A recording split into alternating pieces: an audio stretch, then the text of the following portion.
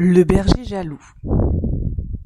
La jeune Moïra, la cinquantaine frémissante, avait ferré un berger d'occasion. Ferré, épousé, subi.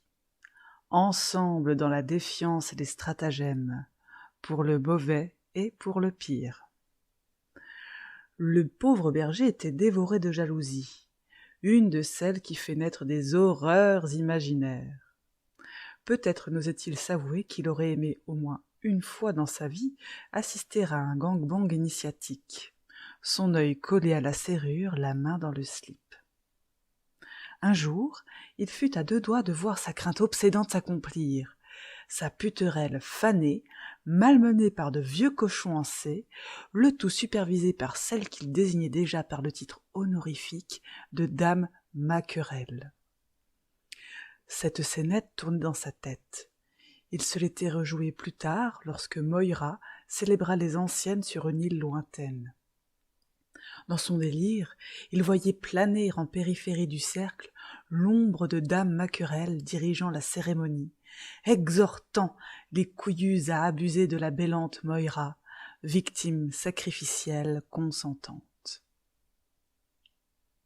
Il faut dire que la jeune Moïra aimait battre des cils pour obtenir de la reconnaissance, voire de pleurer dans la sée d'un druide pour être initiée en même temps que le berger.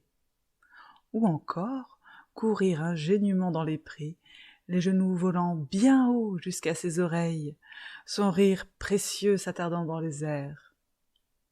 Les têtes chenues s'extasiant devant ce témoignage de candeur éternelle. Car comprenez-vous, il fallait toujours tout faire ensemble, et dans ces cas-là, le berger opinait.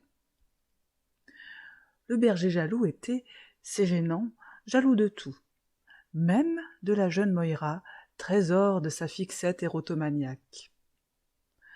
La valeur de sa belle retardant sa gloire, il la prit une fois sous le bras pour s'enfuir avec, puisque, non, il ne serait pas initié avec elle à l'ombre de l'arbre vénérable. Ne brille pas plus que moi, ne séduis pas plus que moi. Je suis ton seigneur et maître, Moïra la catin. La jeune Moïra aimait se plaindre tout en développant sa duplicité. Chaque pigeon messager fut assassiné. Chaque message écrit le fut à l'encre des haies. De ces gémissements, il ne restait rien. Seuls les confidents pouvaient évoquer le souvenir des échanges. Le berger réussissait à transformer son agneau en morue avec brio.